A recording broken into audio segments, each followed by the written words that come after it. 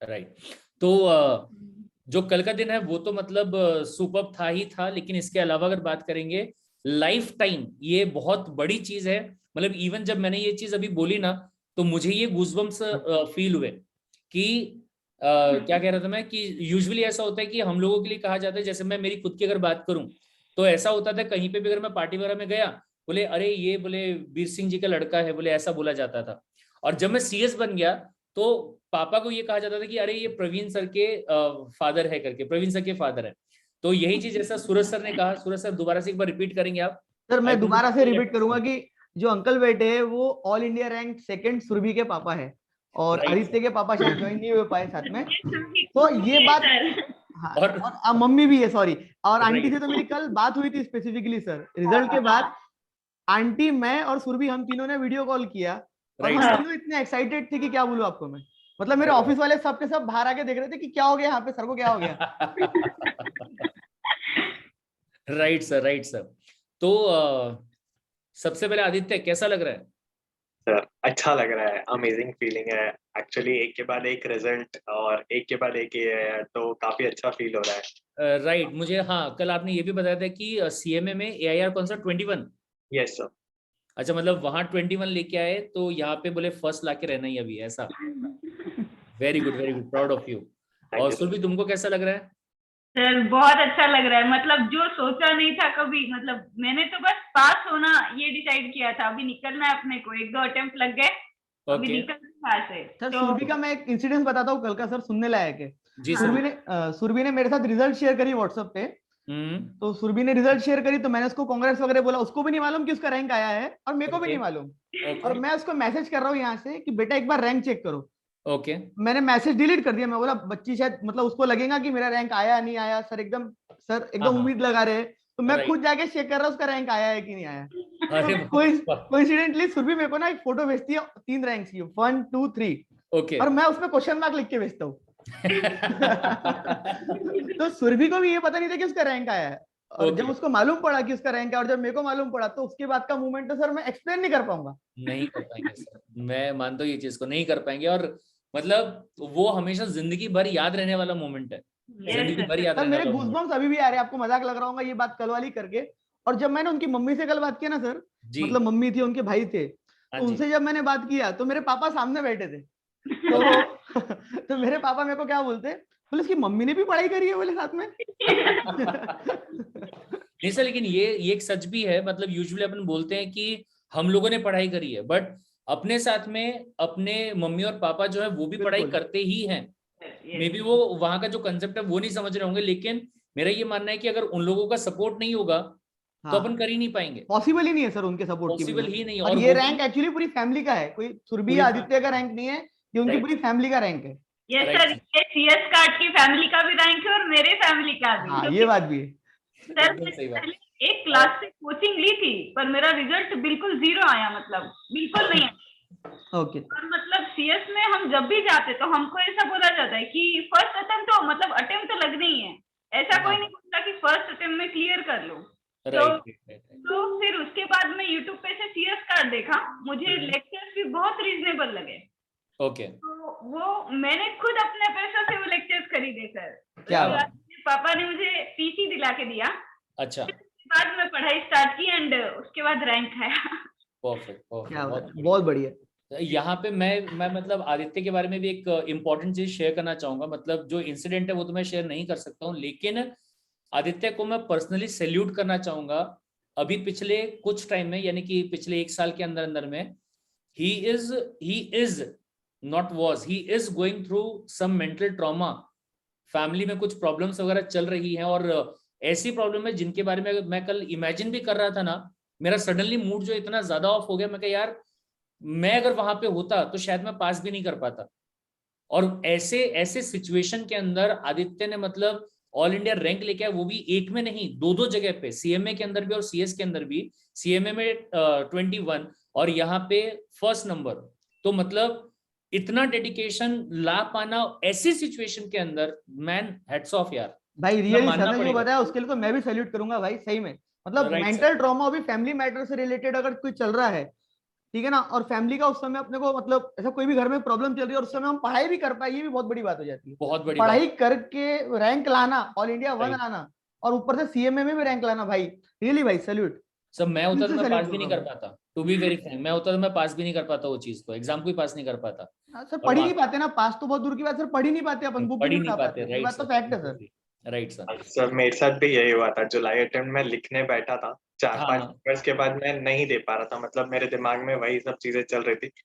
But अब कहीं ना कहीं मेरे पेरेंट्स का, मेरी सिस्टर का, सबसे ज्यादा उनकी डॉटर का बहुत सपोर्ट था कि नहीं हो जाएगा बेटा, आराम से कर, हो जाएगा, कोई इश्यू नहीं है, ठीक है, जो चीज है तो वो है, बट हाँ, बाकी चीजें ठीक है, आगे तो बढ़ना ही है। आगे तो तो बढ़ना ही है। उनका जो सपोर्ट है सर, वो उनके साइड से मतलब इमेजरेबल है, मतलब उसके बिना तो ये पॉसिबल ही नहीं है, मतलब वो जहाँ चीज खड़े तो हैं। है, बिना फैमिली सपोर्ट के तो चीजें कर पाना इट इज पॉसिबल नेक्स्ट नहीं। To possible. Right sir.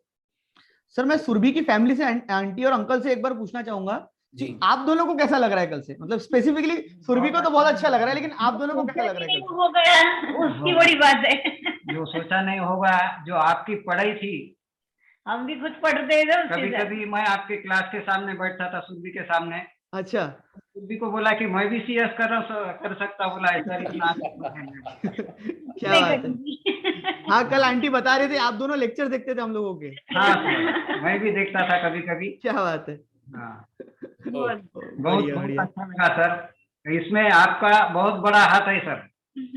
बिल्कुल ये अंकल, आप लोगों का आशीर्वाद है, और हम लोगों का तो काम सिर्फ ये पढ़ाना है, आप- और ये फैक्ट है कि आप लोगों का जो सपोर्ट है हाँ वो सर, बहुत जरूरी है। नहीं जरूर सर। पर सर आपके गाइडेंस के बिना नहीं पॉसिबल था नहीं। सर। सर मैं टैक्स को बुक खोलने को भी डरती हूँ आज भी। अरे सर, बाप रे। हाँ सर, मेरे जो भी लॉजिक्स थे वो बस यही क्लियर हुए टैक्स में, मतलब पढ़ना बोल तो मुझे बहुत डर लगता था, और वो 5 हेड्स तो मतलब मैं ऐसा हमेशा छोड़ के जाती थी मैं।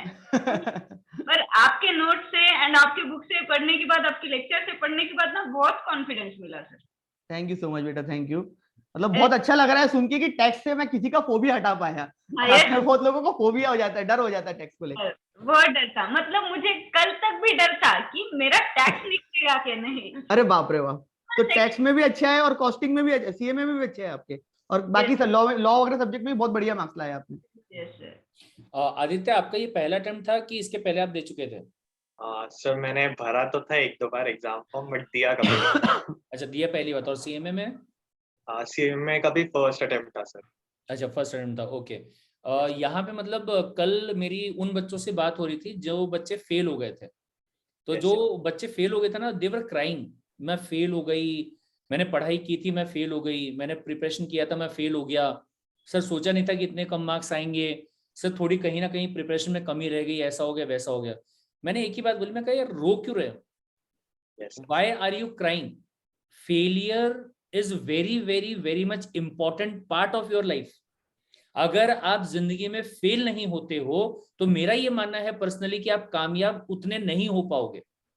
yes, और ये देखा है, मतलब मैं मेरे सराउंडिंग की भी बात अगर यहाँ पे करूँ ना, बहुत सारे ऐसे लोग मैंने देखे हैं, एक एक बार में, मतलब पहले बार में उन्होंने फाउंडेशन दिया, पास हो गए, ऑल इंडिया रैंक लेके आ गए, फिर उसके बाद में उन्होंने एग्जीक्यूटिव दिया, एक बार में पास हो गए, ऑल इंडिया रैंक लेके आ गए, प्रोफेशनल एक बार में पूरा का पूरा पास हो गए, फिर उसके बाद में जब करियर में आगे बढ़ने की बात आई तो जॉब किया उन लोगों ने, और आज की डेट में यानी कि 6 से 7 साल का एक्सपीरियंस हो गया। जब स्टार्टिंग में वो जॉब लगे, पहली बात तो ये कि जॉब ढूंढने में उनको 1.5 से 2 साल लग गए सीएस बनने के बाद, राइट। और फिर जब जॉब लगे 20,000, 22,000, 25,000 ऐसे में जॉब की स्टार्टिंग हुई, और 40 से 45,000 रुपए का आज की डेट में वो पैकेज कमा रहे। लेकिन वो वाला बंदा जो पहले फेल हुआ एग्जीक्यूटिव में, 5 से 6 बार फेल हुआ। सर मैं एग्जीक्यूटिव में 4 बार फेल हुआ। मैं वही बता रहा हूँ, एग्जीक्यूटिव में आप तो एग्जाम्पल हो ही हो, ये जो मैंने देखा है मैं वो बता रहा हूँ। जो सिंगल सब्जेक्ट भी, मतलब लास्ट टाइम मेरा अटेम्प्ट सिर्फ 5 से 6 मार्क्स से गया था। अरे पर अब मुझे लगा वो सही हुआ, क्योंकि अगर वो पास होता हाँ, ये बात है। नहीं आता। अगर तुम उस अटेम्प्ट में पास हो जाती तो ऑल इंडिया रैंक का टैग जो है वो कभी मिलता ही नहीं। सर मेरे को एक चीज याद है, मैं छोटी सी चीज शेयर करूंगा मेरी लाइफ की, मतलब मेरे को जी। लगता नहीं कि अभी बताना चाहिए, लेकिन मेरे को सेम इंसिडेंट हुआ था। हाँ आई जी, रिमेम्बर मैंने सीए इंटर दिया था, जी, एंड कॉस्टिंग एंड एफएम, हाँ, आप लोग बिलीव नहीं करोगे कोई भी, कॉस्टिंग एंड एफएम मेरा इतना अच्छा पेपर गया था, मेरे बोथ ग्रुप्स क्लियर थे, सिर्फ कॉस्टिंग एफएम में मेरे को 40 की जगह 36 मार्क्स आ गए थे। अरे और बुरा तब नहीं लगा, बुरा तब लगा जब मेरा दोस्त था साथ में, बेस्ट फ्रेंड, वो पास हो गया। सो मतलब क्या कर सकते। सो मैंने पढ़ाई चालू करी एंड 3 महीने बाद जब मैंने नेक्स्ट एग्जाम दिया, सो वही पेपर में मैं अपने सिटी से सेकंड टॉपर था 83 मार्क्स। क्या बात है। और जब Yes, क्लास में सर ने इंटरव्यू देने बुलाया, तो वो Yes. जब दोस्त मतलब बोलते हैं ना एक अंदर से, बोले यार मैं भी फेल हो जाता तो अच्छा था यार, बोले मैं भी ले आता था, बोले। तो सेम सुरभि ने बात करी। बोलना अगर तू अगर अगर अगर तुम फेल हो जाते तो मेरे को 83 नहीं आ पाते। हाँ, फिर मेरे को 83 नहीं आ पाते, ये बात तो। Right sir. तो मैं वही कल बच्चों को बोल रहा था कि लेट्स मेक इट नॉर्मल।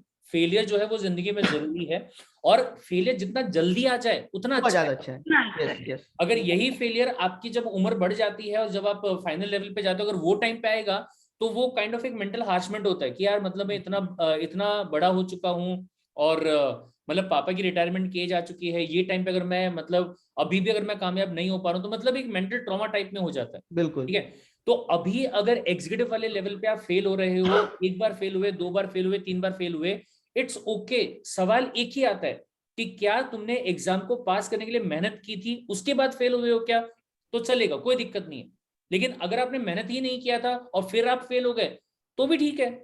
अपने को बैक ऑफ द माइंड पता है कि भैया तुमने मेहनत ही नहीं किया तो पास कैसे हो सकते हो, सवाल ही पैदा नहीं होता है। राइट। तो you guys are very mainly, अगर मैं सुरभि की बात करूंगा तो सुरभि ये वाले पॉइंट ऑफ व्यू से एक बहुत बड़ा एग्जांपल है कि फेलियर होना is very much important in to the life. अगर आप फेल होते हो तो आपको सक्सेस की कीमत समझ में आती है, और अकॉर्डिंगली आप चीजों को ओवरकम कर पाते हो और बड़े से बड़ी हाइट जो उसको हासिल कर पाते हो। Yes. Aditya is one of the greatest example कि मैंने देखा है लोगों को, मैं कहा फेल हो गया क्यों, अरे सर वो पेपर ना बहुत लेंदी हो नहीं सर, कंपनी लो, क्या लेंदी पेपर था, मैं 76 मार्क का ही सॉल्व कर पाया। अच्छा दूसरा, सर बोले ये टाइम पे ना एक्चुअली मेरी बहन की शादी आ गई थी, उसकी वजह से बोले मैं ये काम नहीं कर पाया।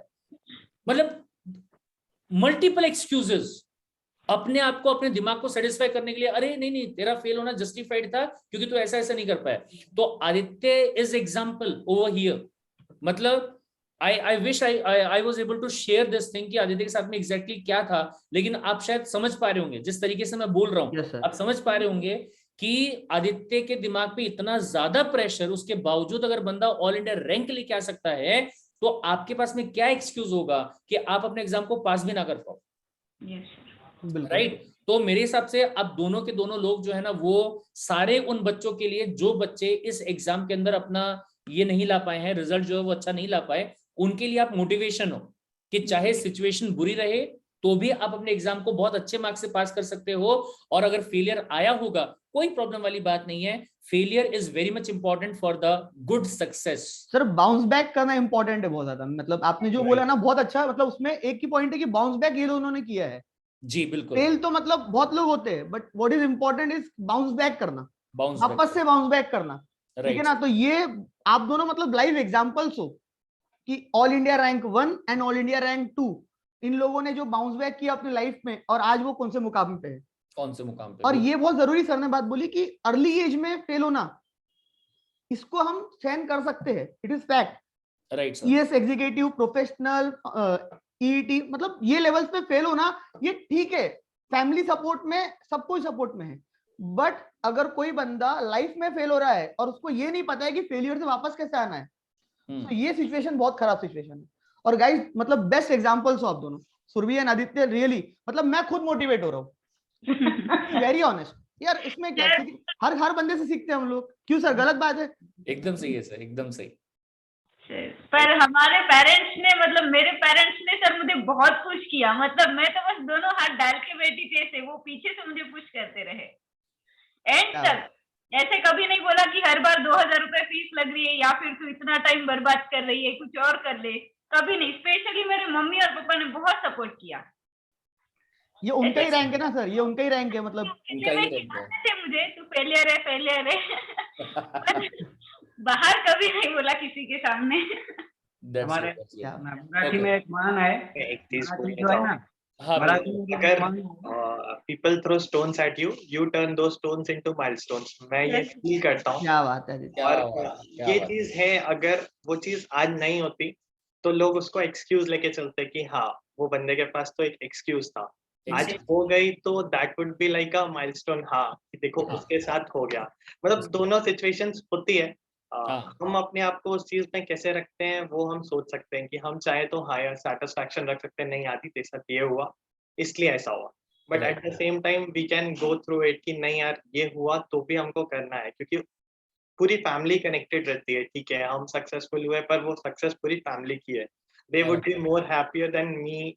जो भी मैं आज हूँ, मेरे को अगर 10% हैप्पीनेस है तो maybe they are at infinity. मतलब उनके लिए वो ज्यादा खुशी की चीज है, तो मेरे को ऐसा लगता है। तो वो चीज ने मेरे को मोटिवेट करके या पकड़ के रखा कि नहीं लास्ट तक एग्जाम देना है। 5 एग्जाम्स के बाद मेरे तो हालत नहीं थी। मैं सीरियसली ऐसा था कि दीदी लोग से बात करता था, दीदी हो गया नहीं हो रहा है, तो दीदी वाज लाइक ठीक है ना, नहीं होगा ना, 7 एग्जाम देना है ना, जा तो तू, लिख के तो। ये कमाल का है सर, हम आखिरी तक डटे रहे सर, हमने साथ नहीं छोड़ा, सीएस ने हमारा और हमने सीएस का। क्या बात है। डटे रहना इम्पोर्टेंट है। एग्जाम फॉर्म नहीं भरा, इंस्टीट्यूट ने एग्जाम ही नहीं लिए सर। हाँ मतलब ये चीज मुझे अंदर से ऐसा उछाल लाती थी, शायद मुझे कुछ बनना है इसलिए इंस्टीट्यूट एग्जाम भी नहीं ले रहा है, अगर मैं फॉर्म नहीं। ओके सो गाइज, ये जो अपना इंटरव्यू यहाँ पे हो रहा है, मतलब अपना यहाँ पे एक मोटिव ये भी है कि जो अपने फेलियर वाले बच्चे हैं उन लोगों को ये इंटरव्यू देखने के बाद में एक मोटिवेशन मिले, एक गाइडेंस जो है वो मिले, एक रास्ता जो है वो मिले कि अगर ये 2 लोग कर सकते हैं तो हम भी कर सकते हैं। बट आप लोगों का एक्सपीरियंस अगर उन लोगों के साथ में शेयर होगा तो उनके लिए एक बहुत ही अच्छी चीज रहेगी और वो लोग भी इस चीज में फाइट बैक कर पाएंगे, बाउंस बैक कर पाएंगे, ऐसा अपने को लगता है, राइट। तो यहाँ पे कुछ कॉमन वाले क्वेश्चन जो है मैं और सूरज सर आप लोगों से पूछते हैं ताकि उनका जवाब देके जो अपने स्टूडेंट्स है बाकी वो भी मोटिवेट होकर अपना अगला एग्जाम जो रहेगा उसको पास कर पाए। तो सबसे पहले एक एक करके आदित्य पहले फिर सुरभि, आपका स्ट्रेटजी क्या था आदित्य, कि मतलब कैसे पढ़ना है, किस तरीके से करना है, क्या स्ट्रेटजी था आपका? मेरे को मेनली 2 सब्जेक्ट्स का सबसे ज्यादा फियर था। एक था capital market and security law, दूसरा था ईसीएल। ओके। तो मेरा ऐसा था कि मैं लास्ट के 4-5 मंथ्स में दोनों सब्जेक्ट्स के सर के लेक्चर देखता था, 1 घंटा रिवाइज करता था, फिर लेक्चर देखता था, फिर 1 घंटा रिवाइज करता था। ये स्ट्रैटेजी पे मैंने मेनली फोकस किया था। बाकी सब्जेक्ट्स का कहीं ना कहीं थोड़ा सा मेरे को कॉन्फिडेंस था कि नहीं हो जाएगा। कॉस्टिंग मेरा फेवरेट सब्जेक्ट था, तो उसमें कहीं ना कहीं एक था कि मैं मॉक या प्रीवियस ईयर्स पेपर सॉल्व करता था, तो वो एक कॉन्फिडेंस आता था कि हाँ नहीं चलो देख रहा हूँ तो टोटल में 85 पहुंच रहा है या 76 पहुंच रहा है। तो वो सब्जेक्ट्स को मैं थोड़ा सा टेकन फॉर ग्रांटेड लेके चल रहा था, बट ये दोनों सब्जेक्ट्स को मेनली एकदम फोकस करके चल रहा था कि नहीं पास तो होना है इनमें कम से कम। ग्रेट। सुरभि आप म्यूट हो गए शायद, एक मिनट, आपकी आवाज नहीं आ पा रही। हेलो हेलो, आ रही है आवाज? हाँ अब आ रही। बोलो सर एक्चुअली मैं 4 एग्जाम फेल हो गई थी। मुझे तो मतलब मेरा तो एक ही था, या तो आर वरना पार ऐसा था। तो सर मैं सुबह जल्दी तो नहीं उठ पाती थी, 7 बजे से लेके तो 12 बजे तक। सर मुझे मेरा फाइनेंशियल भी खुद निकालना था, मैंने एग्जीक्यूटिव अपने पैसों से निकाला। तो 7 से 12 बजे तक मैं ट्यूशंस पढ़ाया करती थी छोटे बच्चों को। 12 बजे से 4 बजे तक एक सब्जेक्ट, 10 मिनट का ब्रेक, 4:10 को मैं वहां पे, फिर 8 बजे तक दूसरा सब्जेक्ट, 8 से 12 या फिर 1 बजे तक, 2 बजे तक, 8 से 12 तक एक सब्जेक्ट। उसके बाद जो सब्जेक्ट मुझे बहुत ज्यादा पसंद है उसको मैं 12 बजे से 3 बजे तक पढ़ती थी रात में। बाप रे, शेड्यूल था। क्या शेड्यूल शुरू, मतलब मॉर्निंग 7 o'clock से, मैं सही सुन रहा हूँ ना, मॉर्निंग 7 o'clock से नाइट 3 o'clock तक? बाप रे, उसमें पढ़ाई और वर्क दोनों? अरे बाप, सब कुछ। मुझे मतलब मैं हमेशा मम्मी को बोलती थी हाँ मैं फेल हो रही हूँ ना, ठीक है, पर जब रिजल्ट आएगा तो मुझे कुछ अच्छा करना है, मुझे ऐसा चिल्लर चल्लर कुछ नहीं चाहिए। क्या बात है, मेरी डिमांड ग्रेट ग्रेट सुबी, ग्रेट। बहुत और ये इसका अपोजिट, पूरा अपोजिट रूटीन मैंने एग्जाम पीरियड में फॉलो किया। तब मैं 3 बजे उठती थी, 7 बजे तक 2 सब्जेक्ट्स जो प्रैक्टिकल है वो, ताकि माइंड फ्रेश हो, मुझे अच्छा लगे। उसके बाद लॉ सब्जेक्ट 2। मतलब मेरा ऐसा शेड्यूल था कि मैं दिन में पूरे 7 सब्जेक्ट को छू के निकलती थी रिवीजन के टाइम, और जब पढ़ाई करती थी तो दिन में कम से कम 3 से 4 सब्जेक्ट पढ़ती थी सर मैं। परफेक्ट। मतलब 4 घंटे एक सब्जेक्ट को देना, पढ़ना। लगातार पढ़ना, और मतलब उसके मेरा बाद भी सर दूसरा सब्जेक्ट भी पढ़ रहे 4 घंटे अपने। पढ़ रहे, राइट। हाँ, दूसरा सब्जेक्ट भी 4 घंटे पढ़ रहे, मतलब इट वाज लाइक 6 घंटे एक सब्जेक्ट पढ़ लो, 5 घंटे बस भाई मेरा हो गया। मतलब ये मैं मेरी पर्सनल चीज बता रहा हूँ, इवन मैं Right. यहाँ पे बैठा हूँ लेकिन मैं पर्सनल चीज बता रहा हूँ। 5-6 घंटे एक सब्जेक्ट पढ़ लिया तो आई वाज लाइक बस अब ना हो पाएगा भाई हमसे। अब नहीं। I agree. बिल्कुल, मतलब बहुत जोरदार शेड्यूल बनाया सुरभि आपने, बहुत जोरदार। और मेरा इस जो डिसाइडेड था खाना 10 मिनट का खाना था, 10वें मिनट में मेरा पानी का ग्लास पी के मैं मेरे टेबल पे थी सर। मतलब वो बहुत इंपॉर्टेंट है सर, जब हम छोटे ब्रेक्स लेते हैं ना तो वो 10 मिनट का ब्रेक 2 घंटे का कब बन जाता पता नहीं चल रहा है। नहीं चलता सर। और मैं सुबह बताता हूँ ना, मतलब अभिजीत सर के स्टूडियो में बैठा हूँ आज मैं, और मुझे मेरा याद आ रहा है जब मैं प्रोफेशनल में था तो मैंने मेरी जो प्रोफेशनल की पूरी पढ़ाई है ना वो अभिजीत सर के घर पे की थी मैंने। तो वो टाइम पे इट वाज लाइक कि मैं सुबह उठता था 7 बजे, मैं कहा मेरे को लाना है ऑल इंडिया रैंक, और 7 बजे उठ के मैं पढ़ाई करना स्टार्ट करता था, 8:30 तक पढ़ा, 8:30 तक 1.5 घंटा पढ़ाई किया। नीचे से आंटी का फोन आता था, मतलब आंटी आवाज देते थे कि बेटा नाश्ता बन गया है, नाश्ता कर लो। मैं कहा 10 मिनट का ब्रेक लेके आते हैं, फटाफट नाश्ता करके आते हैं। और जब एग्जाम का टाइम होता है ना तो वो टाइम पे बेकार से बेकार जो सीरियल सीरियल होते हैं, मूवीज इतनी प्यारी लगती है, इतना इंटरेस्ट आता है जिसकी कोई हद नहीं है। हम नीचे जाते थे 10 मिनट नाश्ता करने के लिए, 1.5 घंटे के बाद में उठ के ऊपर आते थे। तो उसके मतलब वो टाइम पे भी ऐसा मतलब फील होता था कि अरे बहुत टाइम वेस्ट कर लिया है, अब चलते हैं करके। तब जाके वो 10 मिनट का 1.5 घंटा होता था। मतलब तो सर वो इतना डेडिकेशन है ना। मतलब सर वो जो क्या बोलते हैं 1 घंटा 20 मिनट अपन ने वेस्ट करे, वही राइट, सुरभि ने यूटिलाइज करी, यूटिलाइज और वही यूटिलाइज करना ये रैंकिंग की स्ट्रेटेजी बोल सकते हैं अपन। बोल सकते हैं सर। डिसिप्लिन जो है वो बहुत इंपॉर्टेंट चीज सर सेम होती चीज है। मेरे साथ भी होती थी सर, मतलब टू बी वेरी ऑनेस्ट। हाँ, बस जब वो बुरा लग जाता था कभी, मेरा राइट। प्रॉब्लम क्या था, दोस्त के साथ पढ़ता था मैं, तो इट वाज लाइक मेरा इतना हो गया, तब तक अपन आराम से बैठ रहते थे, फिर रूम से बाहर नहीं निकलते थे, तेरा कैसे हो गया, मेरा क्यों नहीं हुआ। Right sir. हमारे इसमें उल्टा था। हमारे इसमें ऐसा था कि जब मैं पढ़ते हुए बैठता था तो अभिजीत सर को जेलसी होती थी, वो बोलते अरे सो जाना भाई, क्या करेगा पढ़ के। और वो कैसे, वो नाइट वाले पर्सन है, अच्छा। तो जब वो रात को वो पढ़ाई करते थे मैं कहा भाई चलना सो जाते ना भाई, क्या करेगा इतना पढ़ के। तो मुझे जेलसी होती थी। सर यहाँ पे एक चीज मैं मेंशन करना चाहूंगा कि आदित्य ने जो बोला कि जो सब्जेक्ट मुझे डिफिकल्ट लगता था वो सब्जेक्ट को मैं ज्यादा टाइम देता था।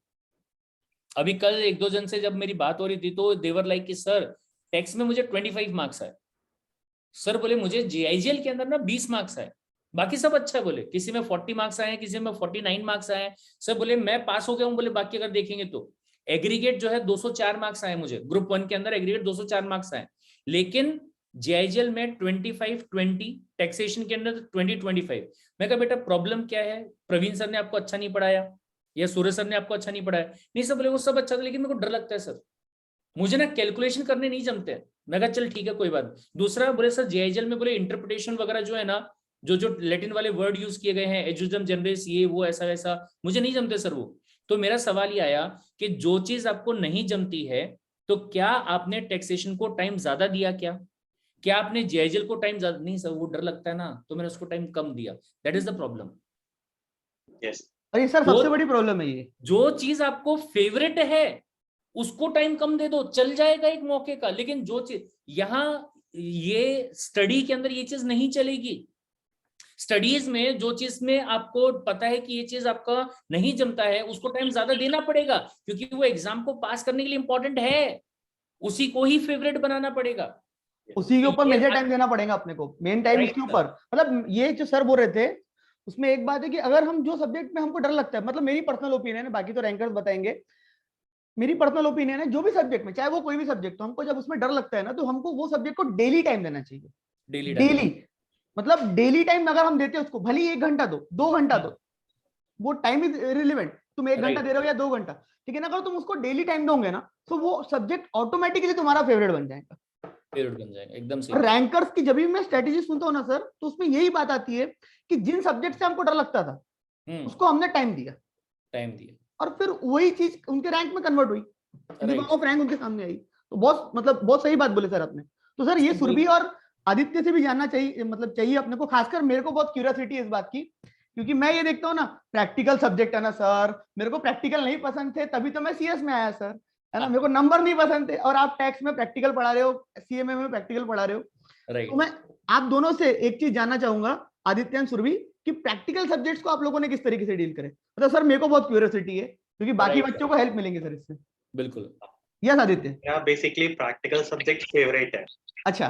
और मेरा 75 और 73 आया है टैक्स लॉज एंड कॉस्टिंग में। तो ओके। मेरा उसमें ऑलरेडी इंटरेस्ट था। मेरा ऐसा था कि मैं उसको जितना समराइज कर सकूं बुक्स को, उतना समराइज करने की कोशिश करता था, क्योंकि ultimately it's an MCQ paper. तो जितना आप शॉर्ट कर सके उतना आपके लिए अच्छा है, क्योंकि वहां पे आपको सिर्फ टिक करना है, आपको रट्टाफिकेशन की जरूरत नहीं है। मतलब आप मल्टीपल टाइम रिवीजन करते थे उसको, Yes, sir. समराइज करके आप मल्टीपल टाइम्स को रिवाइज करते थे, ताकि वो चीज आपको याद रहे पेपर तक अच्छे यस से। सर। Okay okay. तो मैं उसको मतलब अगर हमारी टैक्स की बुक जैसे 800 पेज की है, तो मैंने उसको लास्ट में कट शॉर्ट करते करते करते करते उसको 100 पेजेस में कट शॉर्ट कर दिए थे। मैं उसको वर्डिंग्स लिखते जाता था और क्वेश्चंस पढ़ते जाता था। तो वो मेरी स्ट्रैटेजी थी। और ओके, मतलब similarly- रिवीजन समराइज कर लो और उसको बार बार रिवाइज करते जाओ प्रैक्टिकल सब्जेक्ट्स को, जो मैं क्लास में भी बोलता हूँ। ये बहुत सही स्ट्रेटेजी आपने फॉलो करी है। सुरभि आप बताइए। सर मैंने पहले पूरा बुक पढ़ा, चैप्टर लेती थी। मेरा फोकस रहता था कि अगर आज बैठ रही हूँ तो ये टारगेट है और ये खत्म करना है, इसके सिवा उठना नहीं है। तो सपोज मैंने चैप्टर लिया, वो भी मेरा डिसाइडेड रहता था 3 घंटे। अगर आप 5 घंटे दे रहे हो उसको, 3 घंटे में आप क्या करोगे, पूरा चैप्टर अच्छे से पढ़ोगे। आपको स्पीड भी जरूरी है, आपको क्वालिटी भी जरूरी है और क्वांटिटी भी जरूरी है, क्योंकि सिलेबस भी वाइड है और प्रोफेशनल एग्जाम्स है। तो मैं पहले 3 घंटे पूरा चैप्टर बहुत ध्यान से पढ़ती थी। बाद में का 1 घंटा उस जितना कुछ बन सकता है, जितना मुझे इम्पोर्टेंट लगता था, मैंने बस वो एक पेज पे लिख लिया। उसके बाद मैंने वो एक पेज 2-3 बार पढ़ा एंड जितने भी एमसीक्यू थे फॉर्मूले से मैंने बिना कुछ देखे फिर सॉल्व करने की प्रैक्टिस की। और सर इवन दो कॉस्ट के एग्जाम के 1 दिन पहले मैंने कॉस्ट के अभी तक जितने अटेम्प्ट के पेपर थे सब सॉल्व करके देखे। क्या बात है। 5 से 6 पेपर एग्जाम के 1 दिन मैंने फॉर्मूले नहीं रिवाइज किए। एग्जाम के 1 दिन पहले मैंने कुछ भी नहीं किया। उसके 2 दिन पहले फॉर्मूले वगैरह सब पढ़ के बैठी थी। एग्जाम के 1 दिन पहले मेरे हाथ में जितने पेपर लगे मैंने सब सॉल्व किए सर। क्या बात है। मतलब अगेन कॉन्फिडेंस बिल्ड। ओके, मतलब अगेन सर इसमें एक मेन बात ये, सुरभि के केस में अगर मेरे को जो लग रहा है, हार्डवर्क बंदी का मतलब दिन भर पढ़ाई करना, डेडिकेशन, 10 मिनट का ब्रेक मतलब 10 मिनट का ब्रेक, टारगेट खत्म करना है मतलब खत्म करना है। एंड अल्टीमेटली आप दोनों से जो मेरे को समझ में आई बात, सो गाइस एक चीज बहुत इंपॉर्टेंट है प्रैक्टिकल सब्जेक्ट्स में और एमसीक्यू पेपर्स में, कि हम उसको ना समराइज करें और मल्टीपल टाइम्स रिवाइज करें। और जितने ज्यादा एमसीक्यूज हम सॉल्व कर पाए, जितने ज्यादा हम एमसीक्यूज पास्ट एग्जाम क्वेश्चंस हम सॉल्व कर पाए, ये चीज हमारे को पेपर में हेल्प करती है। क्या मैं सही बोल रहा हूँ आदित्य सुरभि दोनों? Yes okay okay. Praveen sir आप? मेरे को ये पूछना है कि जैसे मान लीजिए फॉर एग्जांपल काफी सारे बच्चों से मैं ये सुनता हूँ, सर बोले पेपर जो है ना मेरा 80 मार्क का ही सॉल्व हो पाया, 70 मार्क का ही सॉल्व हो पाया। तो ऐसी प्रॉब्लम आप लोगों के साथ में हुई क्या? सर मेरे बहुत सारे पेपर्स 100 मार्क के सॉल्व नहीं हुए थे। अच्छा स्पेसिफिकली लास्ट के। अच्छा ओके। तो उतना मैटर नहीं करता। कहीं ना कहीं मेरे को ऐसा लगता है quality of your answers matter more, कि अगर आपने कोई आंसर प्रेजेंट किया है तो वो आपने पूरा प्रेजेंट किया है कि नहीं। क्योंकि अगर आप सारा अटेम्प्ट भी करके आएंगे और आधा अटेम्प्ट करके आएंगे, तो इंस्टीट्यूट की स्टेप मार्किंग पे आप कितना ट्रस्ट कर सकते हैं वो कुछ नहीं है। हो सकता है आपने सोचा कि 12 मिल जाए, बट इंस्टीट्यूट के हिसाब से वो 8 मार्क्स के हिसाब का हो। तो अटेम्प्ट करना पूरा प्रॉपरली ज्यादा इम्पोर्टेंट है, रादर देन सारे क्वेश्चंस को छू के छोड़ना। Okay okay okay. Surabhi? Sir मेरा ये पर्सनली मानना था, मतलब जब मैं एग्जाम दे रही हूँ कि मैं कुछ भी ना करूं, अपना सारा पोटेंशियल ये पे देना है, जो पढ़ना था लिया। 3 घंटे है लाइफ में, ये 3 घंटे में कंपनी लॉ का पेपर ऐसा लिखा, मतलब जितना मतलब वो पॉइंट टू पॉइंट लिख सकती थी उतना लिखा। एक सिंगल चीज भी मैंने उसमें एक्स्ट्रा नहीं लिखी, जो मतलब जरूरी था वो कंटेंट दिया। एंड दूसरी बात कि सर मैंने पेपर पूरे सॉल्व किए। सिर्फ मेरा अकाउंट्स थोड़ा मुझे ऑडिट की थ्योरी में प्रॉब्लम है, नहीं याद रहता है उतना। ठीक है। तो अकाउंट्स का पेपर थोड़ा सा मुझे टफ, मतलब प्रैक्टिकल इजी लगा, थ्योरी टफ लगा, वो 15 मार्क्स का पेपर में अटेम्प्ट नहीं कर पाई। एंड सिक्योरिटीज लॉ का जो पेपर था उसमें क्वेश्चंस बहुत पुराने टाइप के आए थे, मतलब के। अच्छा, ओके। वो पेपर भी मेरा डिफिकल्ट गया था और उसमें भी मैंने 85 का अटेम्प्ट किया था। बाकी तो पेपर्स में 100 के किए थे सब। Okay okay okay. अच्छा, सिंपल से एक ही सवाल यहाँ पे बनता है कि कंसेप्चुअल लिखना इम्पोर्टेंट है या रेक्टिफिकेशन। सर हाँ, नहीं सर, लिखने की अगर अपन बात करें, अच्छा अच्छा, कंसेप्चुअल लिखना इम्पोर्टेंट है या ज्यादा लिखना इम्पोर्टेंट? क्वांटिटी लिखना इम्पोर्टेंट है। हाँ, क्वालिटी ओवर क्वांटिटी। सिर्फ क्वालिटी और कंसेप्ट। बाकी अभी तक हमने इतने एग्जाम्स दिए, अगर यहाँ तक आने तक एक एग्जाम में भी हम क्वालिटी दे देते तो शायद हो जाता बहुत पहले। यानी कि आपको ये समझ में आ रहा है कि जिन एग्जाम्स में अपन फेल हुए थे उसमें क्वालिटी की कमी थी। Yes yes yes, right. Sir आप कुछ सवाल पूछेंगे इसमें आगे यार? सर मेरा एक मतलब शायद ये रिपीट हो जाएगा क्वेश्चन, बट मैं को ना भी एग्जाम्स आ रही है जैसे बच्चों के लिए, तो मैं जानना चाहता हूँ कि तो आप लोग पढ़ते समय अपने आप को मोटिवेट कैसे रखते थे? मतलब मेरे को बहुत बच्चों के मैसेज आते हैं कि सर कुछ मोटिवेट करो, सर कुछ मोटिवेट करो। तो आप लोग वो टाइम पे डेली बेसिस पे अपने आप को मोटिवेट कैसे रख पाते थे? और खासकर ये आप दोनों के केस में तो बहुत जरूरी क्वेश्चन है, क्योंकि जैसे आदित्य जो है वो बहुत सारे इश्यूज के साथ जूझ रहे थे, और जो सुरभि है बेसिकली वो काम के साथ साथ पढ़ाई कर रही थी, मतलब वर्क के साथ साथ। तो यस आदित्य, बताइए किस तरीके से मोटिवेट रख पाते थे? सर मैं 10 मिनट अपनी बहन से बात कर लेता था और आधा घंटा मम्मी पापा के साथ बैठ जाता था, तो उतना मेरे लिए सफिशिएंट रहता था कि हाँ भाई नहीं, इन लोग मेरे ऊपर कॉन्फिडेंस रखते हैं तो I have to give my result. फिर मैं लाइब्रेरी चले जाता था फोन घर पे छोड़ के, तो फोन है नहीं तो डिस्ट्रैक्शंस है नहीं। अच्छा, फोन घर पे छोड़ के, मतलब ये बहुत इंपॉर्टेंट पॉइंट है। सर फोन क्योंकि 10 मिनट की जगह 1 घंटा 1.5 घंटा 2 घंटा ले लेता है, पता भी नहीं चलता। मैंने बिल्कुल। मतलब लास्ट 1 ईयर से इंस्टाग्राम फेसबुक सब चीज हटा के रखी थी। अब जाके मैंने वापस आया हूँ कि हाँ अब थोड़ा रिलैक्स कर लेते हैं। Yes sir. Okay, good good. Yes Surabhi. Professional pass करने के पहले फिर से कर देना। हाँ, मैं वही बोलने वाला था ये बात। ये बात तो सच है। मैं भी जब पढ़ाई करती थी तो अपना फोन हमेशा एरोप्लेन मोड पे बात करती थी सर। मतलब सर जितने मुझे पिछले 3 साल में कॉल नहीं आए, उतने कॉल सिर्फ मुझे कल के एक दिन में आए सर। मेरा फोन बजता मतलब ऐसा लगता था कि क्या हो गया। अरे बाप रे। मेरा फोन जब बजता था मतलब मुझे किसी का नहीं आता था, इवन तो कंपनी मुझे कॉल नहीं करती थी सर। और आप कब कॉल करेंगे? और सब चालू करेंगे। जब कभी मेरा फोन आता है मेरी पूरी फैमिली मेरे बाद आजू बाजू में खड़ी होती है सर और सुनती है किसका फोन आया है। क्या बात है। मतलब ना, और मोटिवेशन के लिए सर हमारे सामने जब हमारे फैमिली के मदर फादर छोटा भाई बहन है तो उसके चेहरे जब आते, और जब आप टीचर्स हमारे लिए इतनी डेडिकेशन से इतनी मेहनत करते, जब आपके चेहरे सामने आते ना सर, फिर मोटिवेशन कुछ रहता ही नहीं है सर। मतलब उसका लेवल ही अलग रहता है।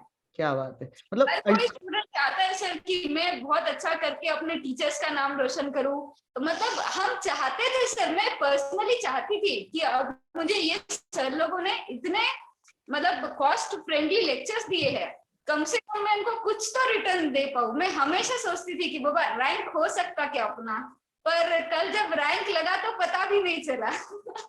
क्या बात है।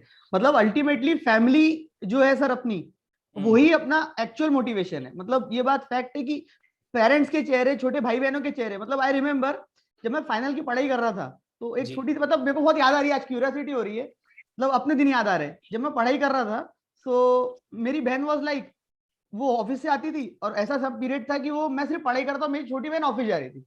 ओके। तो बहुत अजीब फीलिंग हो जाती थी उस समय लाइफ की। फीलिंग हो जाती थी। तो शी वाज लाइक, भाई तू टीवी देख रहा है, पढ़ाई करने नहीं गया?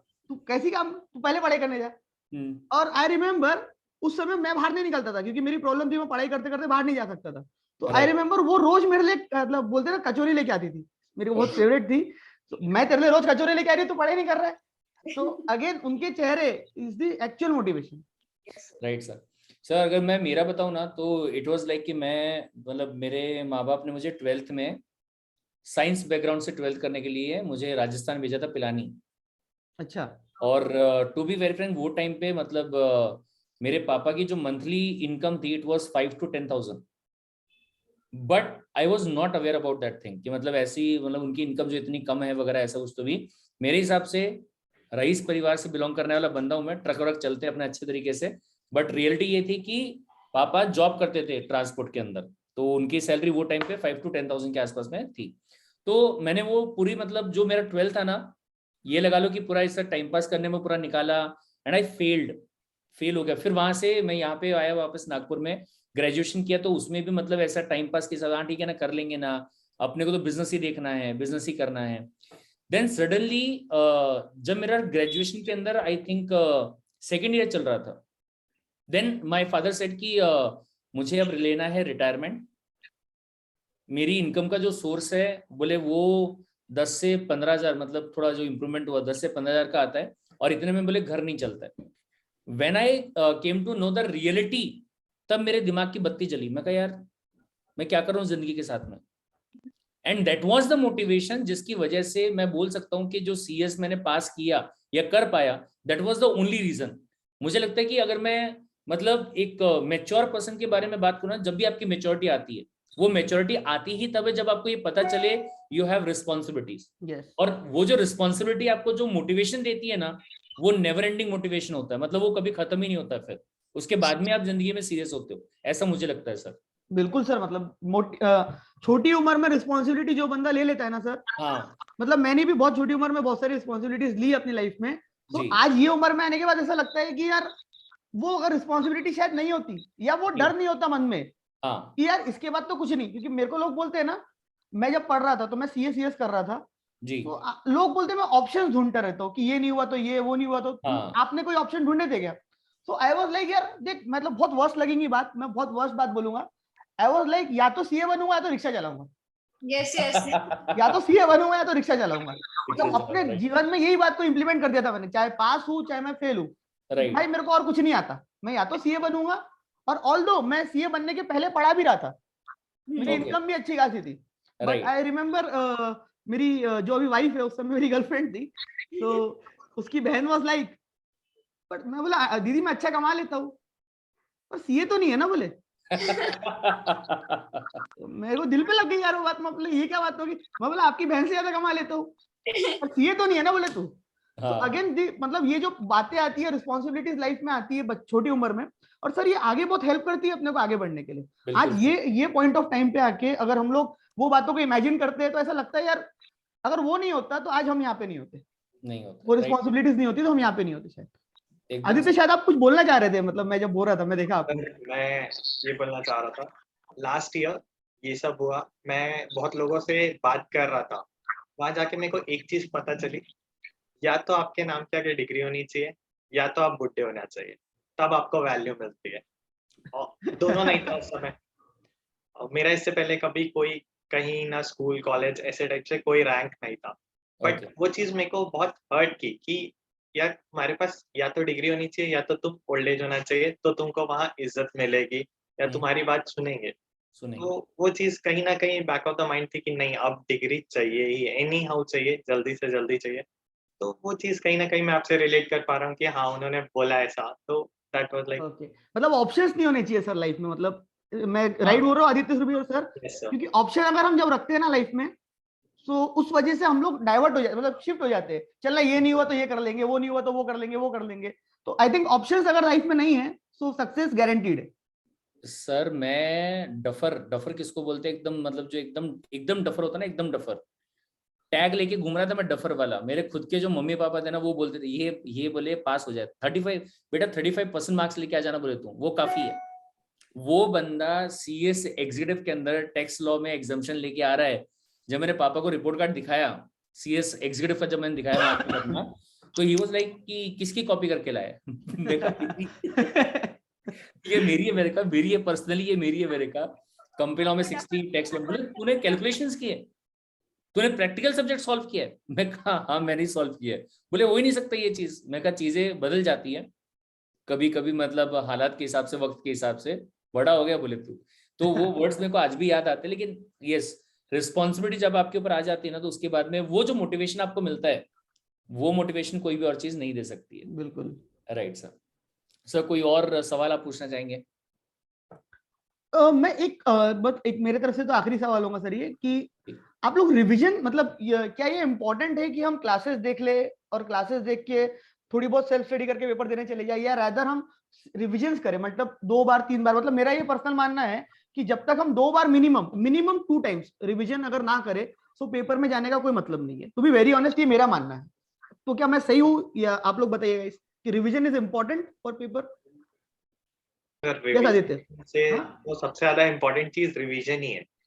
आप कोई भी, जैसे प्रवीण सर की क्लासेस देखता था, मेरे को कॉन्सेप्ट बहुत अच्छे लगते थे, मैं कॉन्सेप्ट सीख लिया, बट अगर मैं उसको रिवाइज नहीं करूंगा तो मैं भूल जाऊंगा। एक चीज फायदा था कि हाँ मैंने CS कार्ड से लिया था, तो मेरे को ऐसा था कि मल्टीपल व्यूज है, तो हाँ मैं कभी भी देख सकता हूँ वही चीज। तो मेरे को ऐसा लगता कि जब तक आप रिवीजन नहीं कर रहे हैं 2-3 बार, तो आप कॉन्सेप्ट ही मिस आउट करते जाएंगे। धीरे धीरे वो कॉन्सेप्ट आपका लीक होते होते आप एकदम ही कुछ नहीं बचेगा आपके पास, फिर वहां आप आंसर नहीं लिख पाएंगे। तो रिवीजन तो मोस्ट, मतलब जो अल्टीमेट अनलिमिटेड व्यूज है सर, वो एक्चुअली में अपने डिस्कशन भी लास्ट टाइम हुआ था कि अनलिमिटेड व्यूज जो है वो बहुत ज्यादा हेल्प करते हैं बच्चों को, क्योंकि मल्टीपल रिवीजन जो बच्चा करना चाहे, जब भी उसको मन करे तो वो उठा के वो वीडियो देख ले, वो कंसेप्ट देख ले, है ना। रादर 1-2 व्यूज जो मतलब रहते हैं, उससे बेटर है कि अनलिमिटेड व्यूज बच्चों को मिले। तो आज मेरे को अच्छा लगा मतलब आपकी बात सुन के कि ये एक्चुअली में चीज काम आती है। और यस यस रूबी, आप बताइए सर। जब हम ऑनलाइन क्लासेस लेते ना, सपोज अभी CS बहुत बड़ी वेबसाइट है जहां से हम ऑनलाइन क्लासेस लिए सर, तो वहां पे क्लासेस लेने ना एक बहुत ही फनी चीज होती है सर। अब ध्यान से सुनिए। जब मैंने क्लासेस लिए, मुझे इतना प्राउड फील हो रहा था, मतलब मैं ऑल इंडिया लेवल के टीचर से पढ़ रही हूँ। ये पहली बात सर। दूसरी बात ये सर, मैं पहले कम से कम 15 दिन सर दिन भर लेक्चर देखती थी, और हंस हंस के लेक्चर देखती थी, मतलब ऐसे बड़ी वाली स्माइल होती थी फेस पे, सिर्फ लेक्चर देखती। फिर उसके बाद जब बुक खोली ना, मुझे रियलाइज हुआ मैं कुछ गलत कर रही हूँ। जब सब पढ़ा रहे, मुझे सर लोग पढ़ा रहे, जैसे ही उनका लेक्चर खत्म होता है, कम से कम मुझे 1 घंटा देना चाहिए जो सर ने पढ़ाया वो रिवाइज करने के लिए।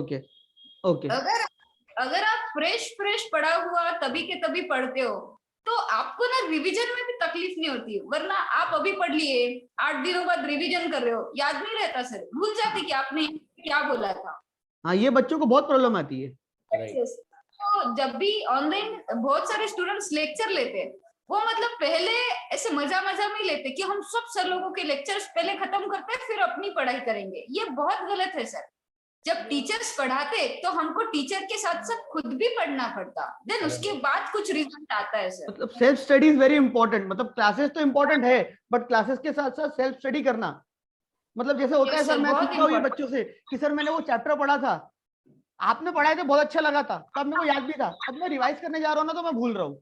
तो मैंने बोला भाई ये तो तेरे साथ होगा कि तू रिवाइज करेगा तो तू भूलेगा। तो सर ऐसा कैसे हो सकता है? सर आपने पढ़ा है। मैं बोला भाई मैं पढ़ा हूँ, ये दुनिया का कोई भी आदमी पढ़ा है, अगर तू रिवीजन नहीं करेगा, जो सुरभि ने और आदित्य ने बोले कि रिवीजन नहीं करोगे तुम लोग, तो ये चीजें तुमको याद नहीं रहने वाली।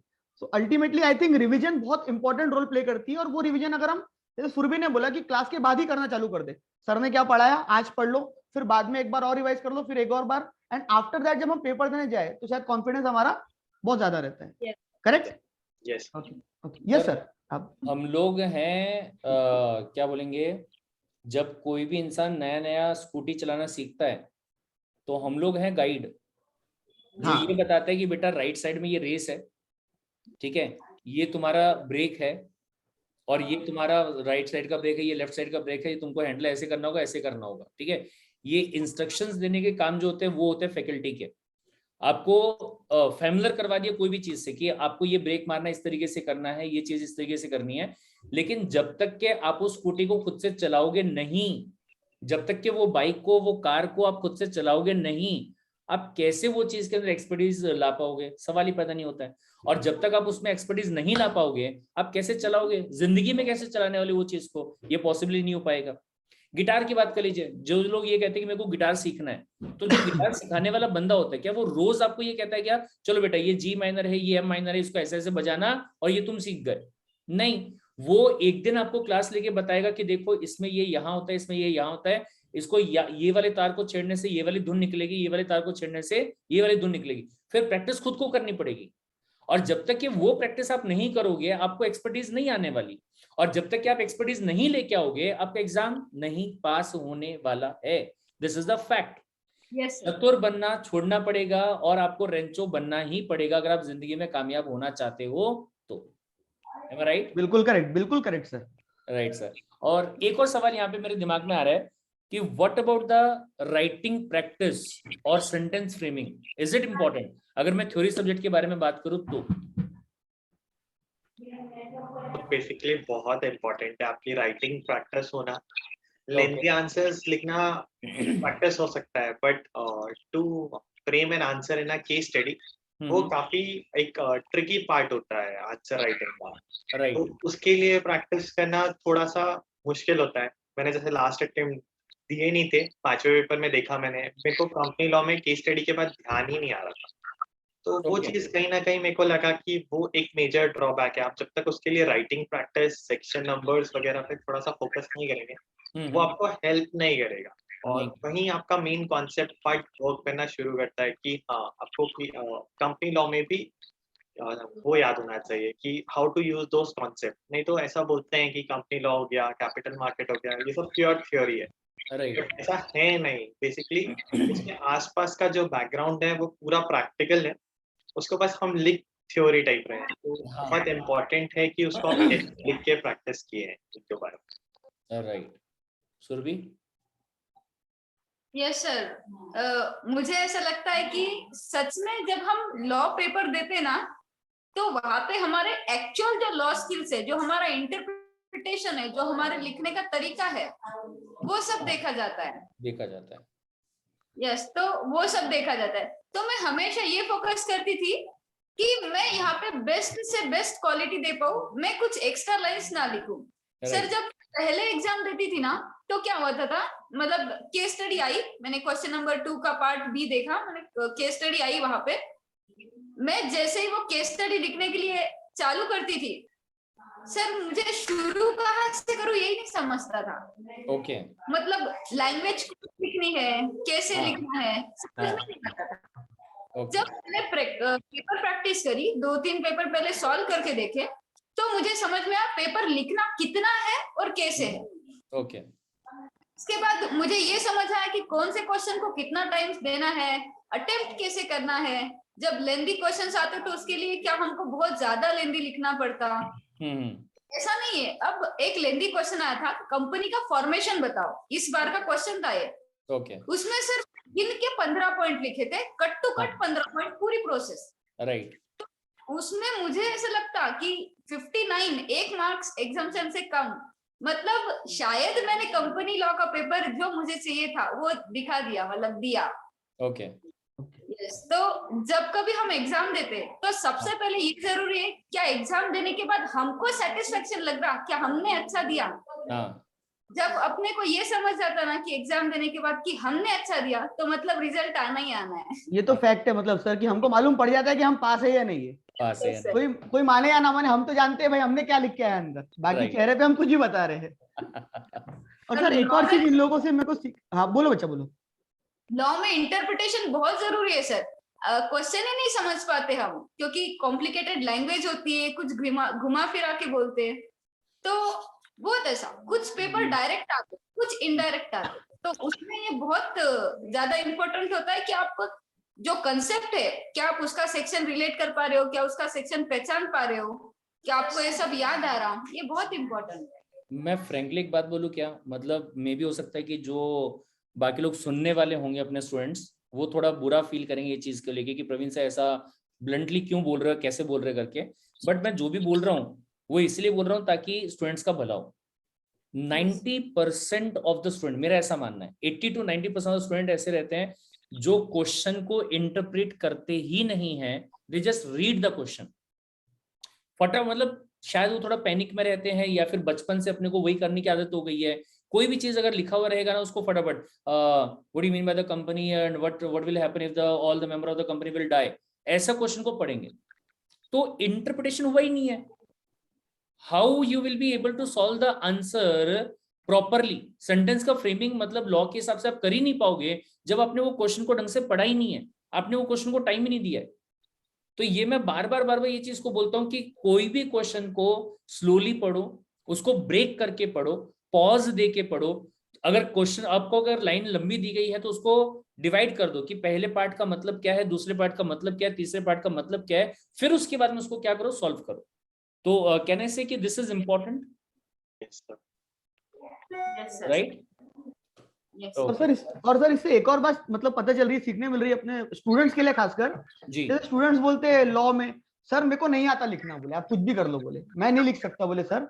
जी तो मतलब इन दोनों की बातें सुन के मेरे को ऐसा लग रहा है कि यार हम जो नहीं भी आती है उन चीजों को भी सीख सकते हैं, सीख उसमें भी सकते एक्सपर्ट बन सकते हैं। ऐसा Right. नहीं है कि भाई मेरे को नहीं आता मैंने बोल के छोड़ दिया वहां पे। जैसे सुरभि है, मैं सुन रहा था सुरभि की बात कि सर मेरे को लगता था कि मैं पहले बराबर नहीं लिख रही हूँ, फिर मैंने और ट्राई करा, फिर मैंने और ट्राई करा और राइटिंग प्रैक्टिस करी, और मैंने देखा कि मेरी राइटिंग क्वालिटी क्या है। तो सर शायद ये बहुत इंपॉर्टेंट है कि हम मल्टीपल टाइम प्रैक्टिस करें हर चीजों की, राइट सर। चाहे वो एमसीक्यू सब्जेक्ट्स हो चाहे वो राइटिंग सब्जेक्ट्स हो। Ultimately practice matters. I think practice जो है वो मैटर करती है। और ऐसा हम नहीं सोचना चाहिए शायद हमने कि मेरे को नहीं आता है। नथिंग इज इम्पॉसिबल वाला जो वर्ड है ये फैक्ट है, और आप दोनों ने सही में आज प्रूफ भी किया है। तो गाइस एक चीज आप लोग ये बच्चों से सही में सीखो कि अगर कोई चीज नहीं आ रही है सो जितनी ज्यादा वो चीज की अगर आप प्रैक्टिस करोगे मल्टीपल टाइम्स, वो आपको आगे बहुत बेनिफिट देंगे। सर करेक्ट बोल रहा हूँ मैं? आप राइटिंग प्रैक्टिस मतलब लॉ सब्जेक्ट के देवता हो सर आप। मैं उसके बारे में बीच में आया इसलिए मन में बोल दिया मैंने। नहीं सर, एकदम सही बोल रहा है, एकदम सही बोल रहे हो। और यही चीज पे ना मैं हमेशा फोकस करते रहता हूँ। मैं बच्चों को अगर जूम पे जब डाउट सॉल्विंग होता है या फिर कभी मेरा वीडियो आता है यूट्यूब पे, तो यही बातों पे मेरा मेनली फोकस होता है कि अगर आप लॉ के अंदर प्रॉपरली चीजों को इंटरप्रेट नहीं कर रहे हो और अगर आप राइटिंग प्रैक्टिस नहीं कर रहे हो, मतलब मैं खुद ये गलती कर चुका हूँ ऑलरेडी। अगर मेरी लाइफ में मैं बात करूंगा, मैंने पूरा पढ़ लिया, कंसेप्ट दिमाग में पूरा क्लियर था मेरे एग्जाम देने के टाइम पे, वो टाइम पे। तो मैं करता क्या था कि जब मेरा एग्जाम आ रहा है सीधा जाके एग्जाम ही देके आऊंगा, उसके पहले कोई प्रैक्टिस वगैरह कुछ नहीं किया। तो वो टाइम पे, मतलब ये मैं एग्जीक्यूटिव की बात कर रहा हूँ, तो वो टाइम पे जब मैं अपने आंसर को लिख रहा था, काइंड ऑफ लेमन आंसर से वो अपने हुआ करते थे। बट जब उसमें इंप्रूवमेंट हुआ तो इंप्रूवमेंट होने के बाद में जो स्कोर है वो ऑटोमेटिकली आपका अच्छा वहां पे हो जाता है, और ये टेंशन ही खत्म हो जाता है कि आप पास होगे नहीं होगे, अच्छा स्कोर आएगा नहीं आएगा, 40 पे ही तो ना अटक जाऊं। अगर क्वालिटी आंसर लिखा है, अगर प्रॉपर इंटरप्रिटेशन करके लीगल लैंग्वेज में आंसर लिखा है, तो ये टेंशन ही दिमाग से खत्म हो जाता है कि मैं पास हो भी पाऊंगा या नहीं हो पाऊंगा। ऐसा मेरा मानना है सर। बिल्कुल सर, बिल्कुल करेक्ट। Right sir. तो चलिए मेरे ख्याल से 1 घंटा यहाँ पे हो चुका है एंड मतलब नेवर एंडिंग डिस्कशन है ये सर। या राइट सर, मतलब इतना अच्छा लग रहा है इन दोनों के साथ बात करके, ऐसा लग रहा है कि चलो शाम भी हो जाएंगे तो फर्क हमको नहीं पड़ेगा, लेकिन शायद उनके लिए ये डेज बहुत इंपॉर्टेंट है। Right sir. तो ये दिन आपके लिए बहुत इंपॉर्टेंट है, और मतलब पर्सनली मैं आप लोगों को सैल्यूट करता हूँ कि जिस सिचुएशन के अंदर आप लोगों ने प्रिपेयर किया है और जिस तरीके से आप लोगों ने प्रिपेयर किया है। साथ में मैं आपके मम्मी पापा को भी सैल्यूट करता हूँ, आपके पूरे फैमिली को सैल्यूट करता हूँ कि ऐसे ऐसे सिचुएशन में भी उन्होंने आपको सपोर्ट करके रखा है, आपको पुश करते रहे हैं अच्छे तरीके से। तो ये जो चीज है ये मोटिवेशन है बाकी सारे के सारे बच्चों के लिए, जो लोग या तो एग्जीक्यूटिव में या प्रोफेशनल में अपने एग्जाम को पास नहीं कर पाए, और या फिर वो वाले बच्चे जो अभी CSWT पास करने के बाद में एग्जीक्यूटिव में आने वाले हैं, और या कोई भी और इंसान जो कि अपनी जिंदगी में कोई भी एग्जाम देने वाला है, अपनी पढ़ाई का एग्जाम और या फिर अपनी जिंदगी का एग्जाम। गाइस कुछ भी करना पॉसिबल है सब्जेक्ट टू कंडीशन की क्या आप वो चीज करने के लिए डेडिकेटेड हैं, क्या आपने वो ठान लिया है कि हाँ आपको ये वाला काम करना ही है। ये 2 लोग आपके सामने एग्जाम्पल है इसी चीज का कि अगर आपने ठान लिया है तो आप कोई भी चीज को अचीव कर सकते हो, फिर चाहे कितने भी बड़े हर्डल आपकी लाइफ में आ जाए। राइट। तो इस चीज को मोटिवेशन आप लेके चलेंगे और आने वाले एग्जाम को आप बहुत ही अच्छे मार्क्स से पास करेंगे, ऐसा हम सभी लोग उम्मीद करते हैं और साथ में मिलके मेहनत करते हैं। Thank you so much Aditya, thank you so much Surabhi. Sir Surabhi शायद कुछ बोलना चाह रही है सर एक सेकंड। यस सुरभि। हाँ बोलो। Sorry. Yes, last message students के लिए कि जो भी CS कर रहे हैं, चाहे अभी कर रहे हो, प्रोफेशनल में हो, मेरे से सीनियर हो, और जो अभी कोर्स सेलेक्ट कर रहे हैं, जो फाउंडेशन में, बस एक बात याद रखो, जब हम CS की रिस्पेक्ट करेंगे तो आगे चल के हमारी रिस्पेक्ट होगी। दूसरी ये बात कि CS जो है वो सीरियसली लेके करो, वरना ऐसे ही मत करो हमारा रिजल्ट डाउन जा रहा है तो हमारा नाम भी कम हो रहा है, लोग नहीं पहचानते CS बोलने के बाद। हेलो। तो हो सके तो CS जो है वो थोड़ा सा सिंसियरिटी से करो, मतलब रिस्पेक्ट करना बहुत जरूरी है सर अपने प्रोफेशन की, जो भी हम कर रहे हैं आई थिंक सुरभि ये Right. बोलना चाह रही है कि अपने प्रोफेशन की रिस्पेक्ट करना बहुत जरूरी है। तुम बहुत जो भी काम कर रहे हो उसकी रिस्पेक्ट जरूर करो। सीएस को सीरियसली करना बहुत जरूरी है। हमारे कम्युनिटी में कुछ ऐसे लोग हैं कि वो बोलते कि यार फर्स्ट अटेम्प्ट में तो कोई नहीं निकलता, ऐसा क्यों सर, मुझे ये नहीं समझ आता ऐसा क्यों, मतलब वो उनके अंदर चीज डाली क्यों जाती है कि फर्स्ट अटेम्प्ट में कोई नहीं निकल सकता। मैं भी ढूंढ रहा हूँ बंदे को, मतलब लिटरली मैं ढूंढ रहा हूँ बंदे को, सही में मिले तो मेरे को बताना। मुझे पता है वो कौन है। सर आप यहाँ पे नहीं बोल सकते हो। नहीं नहीं नहीं, मैं बोल सकता हूँ सर, मुझे पता अच्छा, है वो कौन है ओके। सर। वो हाँ हाँ, इस चीज की वजह से उनका लाइफ खराब होता है, साल बर्बाद होते हैं इस चीज की वजह से। क्योंकि मैंने खुद अपने 2 अटेम्प्ट इस चीज में डाले कि यार पहले तो कौन नहीं करता है, पहले अटेम्प्ट में, दूसरे अटेम्प्ट में भी कर रहे हैं ना अपन ट्राई, तो Right. ऐसे होता है, बहुत गलत चीज है। राइट। ये वो वाले लोग हैं जो कि हाँ बोलो सुरभि। हाँ सुरभि। क्लासेस में पर एक मोटिवेशन था सर मुझे, आपके लेक्चर्स में ऐसा कभी भी नहीं था कि बेटा आप फर्स्ट में नहीं निकल सकते, सेकंड में नहीं निकल सकते। आपने हमेशा यही बोला कि बस मेहनत करो, निकलोगे, मेहनत करो। हाँ राइट। हाँ वो तो बात बहुत ये वो वाले लोग हैं जो पहले अटेम्प्ट में, ठीक है, पढ़ाई नहीं करते हैं। यस बिल्कुल। यार ठीक है ना, ये हुआ तो कर लेंगे, नहीं हुआ तो कर लेंगे, टीवी भी देखना है, मूवी भी जाना है, ठीक है, दिन भर फोन पे भी लगे रहना है, व्हाट्सएप हो गया, इंस्टाग्राम हो गया, ये हो गया, वो हो गया, सब करेंगे, 50 लोगों से बातें बातें भी करेंगे, सब चीजें करेंगे, फिर पढ़ाई पे ध्यान तो है ही नहीं और फेल हो गए। फेल होने के बाद में ऐसे बहुत कम लोग होते हैं जो जिम्मेदारी अपने ऊपर लेते कि मैं मेरी गलती की वजह से फेल हुआ हूं। दीज आर द पीपल जो कि क्या बोलेंगे, अरे नहीं, अरे वो देखना उसने बोला था मेरे को कि मतलब ये चीज नहीं होती है तो इसलिए वो नहीं हो पाया, या फिर अरे वो बोले बहन की शादी आ गई थी इसलिए नहीं हो पाया, अरे ये कोरोना चल रहा था ना भाई, इस वजह से मैं पढ़ाई कर ही नहीं पाया, इसलिए मैं, टीचर बहुत घटिया पढ़ाता था उसकी वजह से मैं फेल हो गया।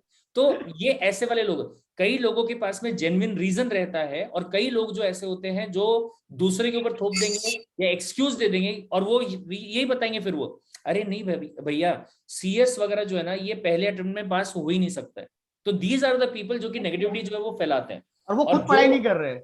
हाँ, जो पढ़ाई नहीं कर रहे, बेसिकली पढ़ाई नहीं कर रहे हैं और जो मतलब खुद की जो प्रॉब्लम थी वो दूसरों पे डाल दी। और तो सर ये स्टूडेंट्स नहीं, मतलब मैं सॉरी, मतलब बहुत गलत शायद बोल दूंगा मैं, बट ये जो स्टूडेंट्स होते हैं मतलब जो अपनी गलती फेल होने के बाद एक्सेप्ट नहीं करते हैं। राइट।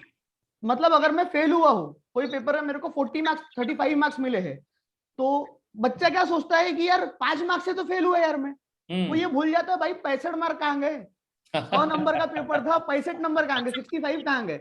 राइट। अच्छा वो तो बोले ये सर ने ये नहीं पढ़ाया था, सर ने वो नहीं बताया था, सर ने ये नहीं कराया था, चल भाई 10 मार्क सर को नाम पे फोड़ दे, 55 तो तू अपनी गलती मान ले। बट वो नहीं मानते, तो बाद में फिर वो बोलते हैं कि बहुत हार्ड है CS. Right right right sir, right. Aditya, Yes, final words for the students. Sir बस यही बोलूंगा कि करते रहो, जो चीज है सिर्फ लगे रहो, पढ़ोगे तो हो जाएगा, ऐसा कुछ नहीं है कि इट्स इम्पॉसिबल। 40 मार्क्स स्कोर करना ज्यादा टफ नहीं है। कोई सब्जेक्ट नहीं पसंद है उसको ज्यादा टाइम दो, कुछ चीजों का अगर डाउट है तो रिकनेक्ट करो टीचर से कि हाँ ये चीज नहीं समझ आई सर, आप मेरे को फर्दर सिंप्लीफाई कर सकते हैं क्या? क्योंकि मेरे को ऐसा लगता है कि मैंने सीएस कार्ट इंडिया पे बहुत सारी चीजें देखी है, इंक्लूडिंग एक चीज है जो चैप्टर वाइज एमसीक्यू डले हुए हैं हर सब्जेक्ट के, कॉस्टिंग के, टैक्स लॉस के, मैंने सब सॉल्व किए थे। और अगर नहीं होता था तो मैं अपने बुक में हाईलाइट करके देख लेता था कि पढ़ने के बाद भी कि हाँ ये देखो ये एमसीक्यू था जो मैंने मिस कर दिया था। वो चीजों को थोड़ा थोड़ा आपको हर जगह से बटोरना पड़ेगा कि हाँ आप सीख रहे हो, बस इतना ही है मेरे। परफेक्ट है सर, आप कुछ कहना चाहेंगे लास्ट? सर मैं तो मतलब स्टूडेंट से एक ही कहना, मतलब आज मतलब मेरे को ऐसा लग रहा है कि मेरे बहुत सारी चीजें रिपीट हुई है आज लाइफ की, तो मैं स्टूडेंट से एक ही चीज कहना चाहूंगा, रिपीट वही बात कि यार अपनी गलती मान लो, जब भी तुम्हारे साथ ये सिचुएशन आ रही है, आज रिजल्ट आया है कल, तुम अपनी गलती मान लो। मैं बोल रहा हूँ कि शायद कोई भी गलत हो सकता है, तुम्हारी कोई बंदा गलत हो सकता है कोई, but except your mistake. Once आपने अपनी मिस्टेक एक्सेप्ट कर ली ना, तो आपको गलतियां ढूंढने में बहुत आसानी होगी।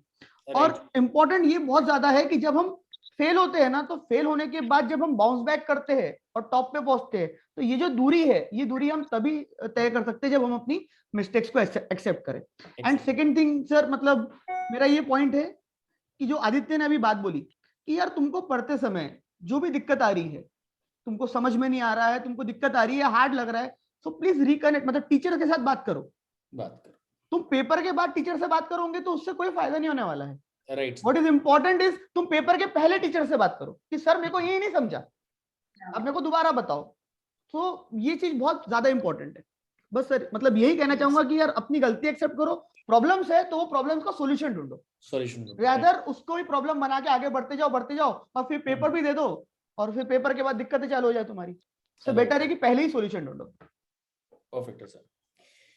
चलिए भाई सब, तो फाइनल मेरी तरफ से भी यही कि आज का जो ये इंटरव्यू का सेशन हुआ है, ये आप सभी लोगों को मोटिवेट करने के लिए, सभी लोगों को गाइडेंस प्रोवाइड करने के लिए कि कहाँ गलत हो सकते हैं, कहाँ इंप्रूवमेंट किया जा सकता है, और स्टोन को माइलस्टोन में कन्वर्ट किया जा सकता है if you are disciplined, if you are dedicated, if you have decided कि मुझे हासिल करना ही है, चाहे कुछ भी हो जाए।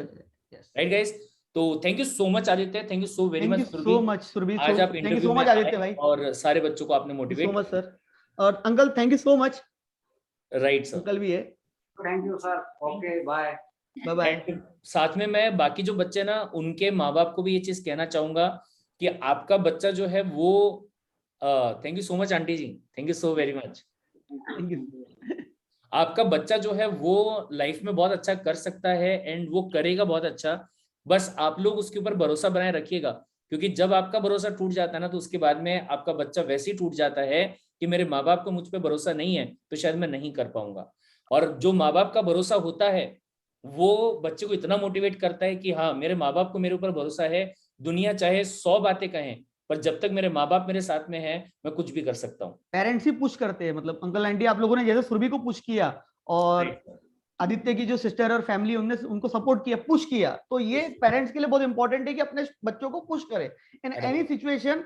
बाहर वो जैसे सुरभि ने भी एक बात बोली थी कि मेरे पेरेंट्स मेरे को घर में कुछ भी बोल दें लेकिन बाहर नहीं बोलते थे, तो अल्टीमेटली वो लोग उसको पुश कर रहे थे। तो मैं भी यही कहना चाहूंगा सबसे।